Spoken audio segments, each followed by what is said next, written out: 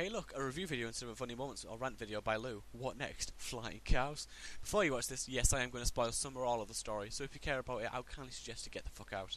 So, Far Cry 4 is a game that not many people asked for, and not many people wanted. What is it about? Well, it's about Jason Brody, Ajay Ghale. I had to look that up, even though I have about 33 hours in the game, going to the fictional country of Kirat to spread his mustaches, because that's a great plot hook. And you end up going on a massive killing spree, and eventually killing the leader of the nation in order to instill a completely different regime. Hang on. Oh, you're playing as America. So you go through the dramatic experience of having your guide murdered or lost, I really can't remember, and this great leader, Pagan Min, welcoming you to the country by kidnapping you and giving you food. No, I don't think this guy is that bad. Anyway, you go through some shit and yada yada, the game ends there. 10 out of 10, 5 out of 5, best game.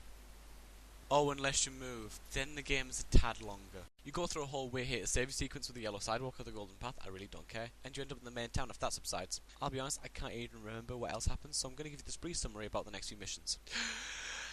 Go help old woman wants wolves gone, kill wolves, blow up wolf cave, go back to old woman, get reward, go back to main town under attack, kill people inside of main town, kill people outside of main town, save girl from burning building inside main town, get stabbed by woman from saving girl from burning building inside main town, then boom, open world. The first thing I did was get maximum weapon slots by killing defenseless creatures, because who wants to be running around with 1 or 2 weapons where you can say fuck that, I'm gonna be gun Jesus. Then I went and did a few radio towers to get those free guns, sold all the shit I scavenged off dead bodies, and this dude was quivering mess earlier on the bus and was holding his mother's ashes. He is now skinning animals, killing multiple people with explosives, and he's running around burning buildings to save people he has no connection with.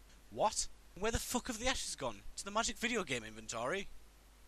Now this gets to the middle of the game, which got pretty blurry due to all the side activities to try to get you to do. Oh yes, side activities. There's races, collectathons, killing random rare creatures, and even random events in the middle of the road, which ends in me running over my rebel friends, because apparently shooting a grenade launcher over their head isn't warning enough. I'm pretty sure at some point you get sent to the Himalayas or some knockoff version of that to get some diamonds for the gun crazed Christian. Did I mention him yet? Probably not, because I just explained his entire character in a nutshell. The last mission to do for him, however, threatens to expand his character, but no, he stays the gun crazed Christian.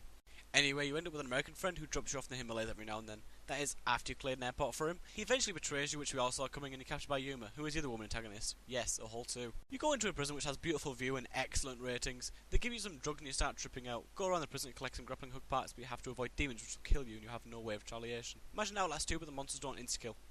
Also, it's not really scary at all. I'm not sure what happens after that, because apparently you have the grappling hook for real now and blah blah blah. You escape and kill Yuma. Also, you gain access to the northern part of the country. Yay, more arbitrary outposts and radio towers to deal with. The last chapter, in my opinion, isn't very interesting. You take over the country with whatever person you backed, which, surprise surprise, has no real effect on the story other than what kind of shit future it gives the country. One thing that pretty much threw me off completely is the fact that there is no character arc. It's just 0 to 100 in terms of AJ's character. Now, I get that he's supposed to be part karate or some shit, but he has been living in the USA for quite a while. And even paired with the fact that apparently he was in a robbery where the store clerk was shot dead, he wasn't even directly responsible for that and he still turned himself into the police. So you're telling me that he now doesn't care for authority and went from small-time criminal to vengeful rebel in 1 chapter. And I had to look in the wiki for that shit. That isn't told to you. So without some sort of research into the game, which most people won't be inclined to do, there isn't any reason for me to do this whatsoever. So that's the problem with the main character and or whatever story there is. I don't even know where I am in the story anymore. Then there's the open world map, with all the shit to do in it. And as we know from Ubisoft, there is about 30 different collectibles in the game which go from serial killer mass to spinning prayer wheels. And to 100% all of it, you need all of them. So some of even fun. Remove this jankily placed poster, or even find this mask via audio cue that may or may not get louder. This might be the main reason I no longer enjoy playing this game as much. One cool thing they did is add forts, which are basically larger camps that require more kills to clear and end up being a lot more difficult to take. For example, you might get a helicopter coming in trying to shoot you, but I'm at a point in the game where I have something I like to call the meme cannon. Say hello to my little friend!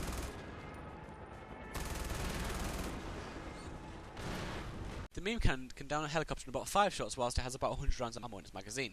Now the meme cannon is a modified MG42 that is basically just an endgame meme weapon. One problem however, I didn't do most of the early game stuff. And now the meme cannon is basically ripping through missions I was supposed to find challenging. And yeah, you get a short sense of superiority, but surprisingly enough that fades away pretty quickly, just like a game review with self-esteem at a social situation. The game also has a bit of a confusing story, which some people would believe is cool, and that's fine. However, in my opinion, it makes me feel like all the things I've done so far are for nothing. Oh yeah, great, I got rid of the old dictatorship, and now this crazy old woman will be in charge.